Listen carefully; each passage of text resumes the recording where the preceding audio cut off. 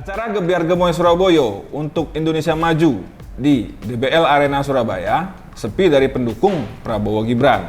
Gaji dan tunjangan PPPK akhirnya naik terhitung 1 Januari 2024. Assalamualaikum warahmatullahi wabarakatuh. Sobat negeriku, jumpa lagi bersama gua Adek di reaction jpnn.com. Ada cerita di balik berita. Gua mau bacain 5 berita paling populer pekan ini. Ada soal Sintayong, joget gemoy, PNS, soal Jokowi, dan ada gaji, soal gaji nih. Gimana? Nggak usah banyak pembukaan lah ya. Kita mulai dari berita kelima. Erick Thohir bicara soal kontrak pelatih Timnas Indonesia Sintayong. Kepada media, Erick Thohir berkata bahwa dia masih profesional. Kontrak pelatih Timnas Indonesia Sintayong akan berakhir pada Juni 2024. Namun, ini kata Erick, ada 2 parameter yang digunakan untuk mengukur kinerja dari Sintayong. Pertama, di Piala Asia 2023 yang sedang berlangsung di Qatar. Indonesia berhasil memenuhi target lulus ke 16 besar Piala Asia 2023. Ya, mungkin untuk ukuran pertama Sintayong udah lulus nih. Ukuran kedua adalah Piala Asia U23 2024 yang juga bergulir di Qatar pada April sampai Mei. Erick berharap Sintayong membawa skuad Garuda Muda melaju ke 8 besar. Nah, setelah itu bisa kita lihat, andai Sintayong gagal membawa Timnas U23 ke 8 besar, gimana nih? Sintayong mau diperpanjang atau enggak? Gitu beritanya. Let's go. Kita masuk komentar. Komentator pertama, Forza 20. Maaf, Ahjusi Sintayong. Pak Erick masih sibuk ngurus anak presiden yang mau ikut ujian 14 Februari nanti. Ini pasti maksudnya Gibran nih. Sing sabar dulu ya, Sintayong. Ya. Komentator kedua dari Let's News. Sintayong bilang ada negara lain yang akan menawarkan kontrak dengannya.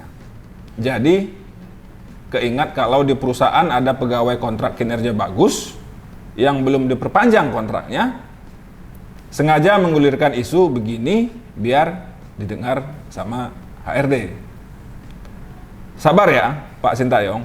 Semoga kontrak diperpanjang. Negara Konoha biasa begini. Kalau udah ada dekat-dekat habis kontrak, baru deh kalang kabut. Ini apa benar Sintayong mendapat tawaran kontrak dari negara lain? Wah, emang seberapa hebat prestasi Sintayong bersama Timnas Indonesia? Oke, nggak apa-apa lah. Berita keempat, Sobat Negeriku, ini datang dari Surabaya. Acara Gebiar Gemoy di Surabaya sepi. Bisakah Prabowo Gibran satu putaran? Wah, di mananya sepi? Kalau dilihat fotonya sih iya sepi. Ini beritanya. Acara Gebiar Gemoy Surabaya untuk Indonesia Maju di DBL Arena Surabaya sepi dari pendukung Prabowo Gibran.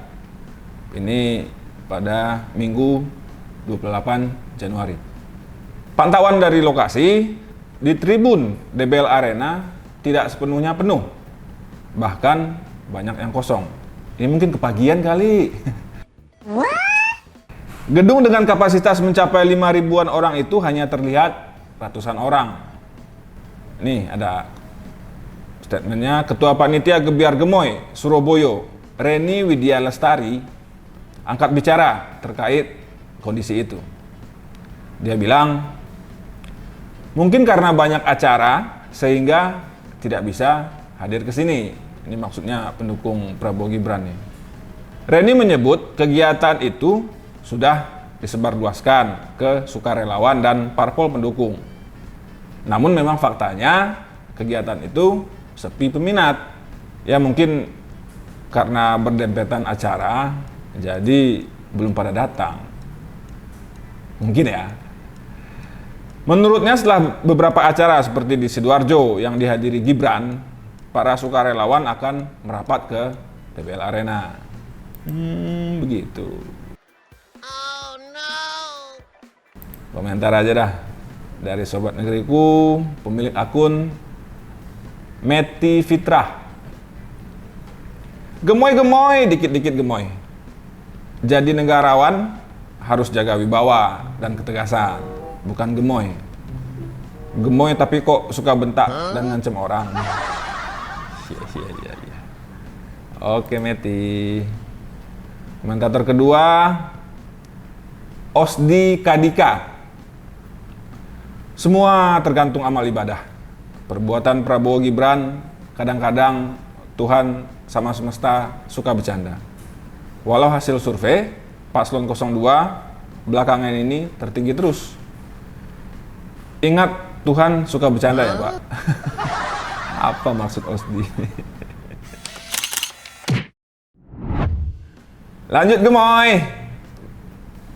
Berita ketiga, ini soal PNS, khususnya yang akan dipindahkan ke IKN, Ibu Kota Negara.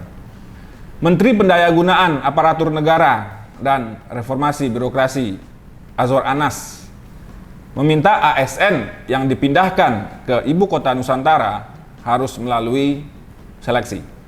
Begitupun terhadap ASN hasil seleksi CASN 2024 yang akan ditugaskan ke IKN. Alasannya, pemindahan ASN ke IKN tidak hanya memindahkan SDM semata, namun lebih pada mendorong terciptanya budaya birokrasi baru yang berbasis digital. Menteri Anas mengatakan IKN nantinya menjadi sebuah mimpi bersama mewujudkan birokrasi terbaik. Amin.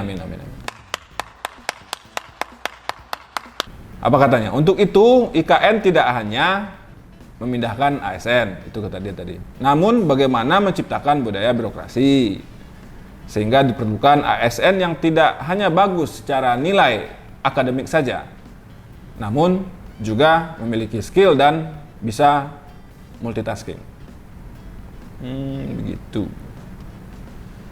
Nah, jadi yang mau atau yang akan dipindahkan ke IKN itu nanti terdapat beberapa tahap atau prinsip pemindahan. Prinsip tersebut yaitu semua ASN yang bekerja di Satuan Kerja Pusat akan dipindahkan. Skema pemindahan akan dilakukan secara bertahap sesuai penapisan kelembagaan dan ketersediaan hunian. Jadi satu ASN mendapatkan satu unit hunian rumah. Jadi satu ASN, satu rumah. Menggoda juga nih penawaran dari pemerintah untuk ASN yang akan dipindahkan. Tapi memang harus begitu. Kalau nggak ada godaan seperti rumah gitu kan, fasilitas, ya mungkin ASN-nya mikir-mikir juga. Cuma bagaimana nanti kalau seandainya kan ada nih calon presiden yang dalam kampanyenya mengatakan kalau dia yang menang, ibu kota tetap di Jakarta. IKN gimana? Terus aturan-aturan seperti ini gimana nih? Bingung juga nih. Komentar aja lah. Dari Sobat Negeriku, pemilik akun Effendi nih. Mana? Satu PNS satu rumah? Lah, PNS sekarang banyak juga yang rumahnya lebih dari satu loh, tetapi pakai atas nama orang lain. Coba deh dicek sama BPK, Ditjen Pajak, dan PPATK. Biar jelas, banyak oknum PNS yang makan duit rakyat nggak pernah kenyang. Wah, ini kebangetan nih. Makan duit rakyat nggak pernah kenyang. Waduh. Komentator kedua, Hizbullah. Enak ya PNS bisa dapat rumah. Saking cintanya sama rumah, pergi kerja, absen 5 menit, terus pulang ke rumah lagi. Nanti pas jam pulang kerja, balik kantor, absen pulang. Enak jadi PNS sekarang. Emang masih ada yang kayak gini? PNS apa tuh PNS? Pakang nonstop kali ya? Aduh. Sobat Negeriku, yuk. Berita kedua. Ini dari soal Jokowi. Dari komentarnya atau pernyataannya Guntur Soekarnoputra. Kata Guntur, kalau Ganjar Mahfud jadi presiden, gampang Jokowi mau diapain. Wah, ini maksud Pak Guntur apa nih? Guntur Soekarnoputra menyebut nasib Presiden Jokowi dapat ditentukan apabila Ganjar Mahfud terpilih menjadi pemenang di Pilpres 2024. Pernyataan itu disampaikan Guntur saat membuka acara sukarelawan pimpinannya dalam acara yang bertajuk Rock and Roll Days. Kalau Ganjar dan Mahfud jadi presiden dan wakil presiden, presiden punya hak prerogatif. Gampang itu Jokowi mau diapain, terserah. Ini maksud Guntur nih apa nih mau diapain Jokowi? Nah, ada komentar dari pengamat politik dari Universitas Al-Azhar Indonesia, Ujang Komarudin. Apa katanya? Pernyataan itu bentuk kritikan yang keras dari Guntur. Sejatinya, kritikannya jangan seperti itu, karena sepertinya mengejek Jokowi, terlalu merendahkan Jokowi. Itu menurut Ujang. Ujang berpendapat apa yang dilakukan oleh Guntur itu bagian dari serangan PDIP kepada Jokowi yang dianggap sudah tidak sejalan lagi dengan garis partai. Maka suka tidak suka dalam konteks Pilpres 2024 yang bertempur itu antara PDIP dengan Jokowi. Itu kata Ujang Komarudin. Ini sepertinya, maaf Mas Guntur, emosi atau bagaimana dengan sikap dan kebijakan Jokowi saat ini. Lanjut, kata Ujang, apa yang dilakukan Guntur sangat keras, terlalu keras. Dan itu bukan hanya merugikan Guntur sendiri, tetapi juga PDIP. Nah, mungkin maksud Pak Ujang, komentar Guntur seperti ini akan membuat pandangan orang kepada PDIP pun menjadi lain. Karena ya Jokowi itu suka nggak suka pendukungnya banyak juga loh. Emang apa sih nggak boleh? Dengan tensi politik saat ini, ya Ujang berharap setiap politikus dapat bersaing secara sehat dan rasional, serta bisa menahan diri mereka. Ini termasuk dengan ucapan juga nih. Salah satunya dengan tidak merendahkan pihak manapun. Oke. Komentar ya. Komentator pertama terkait berita tersebut dari Negara Flower. Jadi enaknya Jokowi mau diapain, Pak? BTW keluarga Bung Karno memang maunya berkuasa terus ya. Negara ini punya kelean. Ingin kejayaan masa lampau terus. Saya sangat menghormati jasa-jasa Bung Karno yang luar biasa. Tetapi saya nggak tertarik sama anak-anaknya yang merasa paling benar. Ini kata Negara Flower. Komentar kedua dari pemilik akun, belum move on. Move on dari mana? Saya tidak setuju Jokowi punya sikap seperti sekarang ini, apalagi bawa-bawa anak bau kencur ke pemerintahan. Tetapi di sisi lain, saya juga berterima kasih karena Jokowi telah banyak bawa perubahan untuk Indonesia, terutama di mata dunia internasional. Kemudian di lain pihak, saya rasa PDIP sudah cukup berkuasa 10 tahun ini menggunakan Jokowi. Masih haus saja PDIP. Jadi saya pilih Anies aja deh. Loh kok jadi A? Karena Jokowi dan Gibran produk PDIP. Jadi kalau anti tesis dari produk PDIP pilih Anies gitu ya. Bisa aja belum move on. Sobat Negeriku, nih sampai kita di berita pertama, berita utama paling populer pekan ini. Ini soal duit. Daftar gaji baru PPPK sesuai Perpres 11 tahun 2024 berlaku mulai 1 Januari. Yang menarik nih, gaji naik nih kayaknya. Gaji dan tunjangan PPPK akhirnya naik terhitung 1 Januari 2024. Itu setelah Presiden Jokowi menerbitkan Perpres nomor 11 tahun 2024 tentang perubahan atas Perpres 98/2020 tentang gaji dan tunjangan PPPK. Besaran gaji pegawai pemerintah dengan perjanjian kerja sebagaimana tercantum dalam lampiran Peraturan Presiden nomor 98 tahun 2020 tentang gaji dan tunjangan pegawai pemerintah dengan perjanjian kerja perlu diubah, kata Jokowi dalam Perpres itu. Oleh karena itu, Peraturan Presiden tentang perubahan atas Peraturan Presiden nomor 98 tahun 2020 tentang peraturan gaji dan tunjangan PPPK perlu ditetapkan.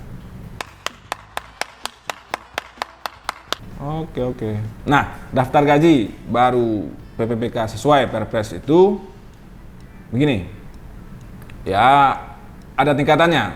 Golongan 1 itu 1.938.500. Kemudian untuk golongan 2 untuk masa kerja 3 tahun itu mencapai 2.116.900 rupiah. Lumayan juga ya. Sampai itu nantinya ke golongan 17. Golongan 17 itu sampai 4 jutaan. Ya lumayan lah. Ada perubahan. Yang pasti perubahan itu dari level rendah naik.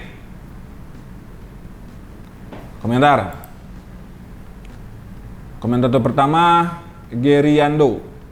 Gajiku baru masuk, sudah keluar lagi untuk bayar cicilan dan Shopee Paylater. Apa itu gaji? Nasib kamu itu. Komentator kedua dari Friendly Putro. Semoga PPPK yang gajinya masih menunggak bisa menerima segera ya. Emang masih ada ya?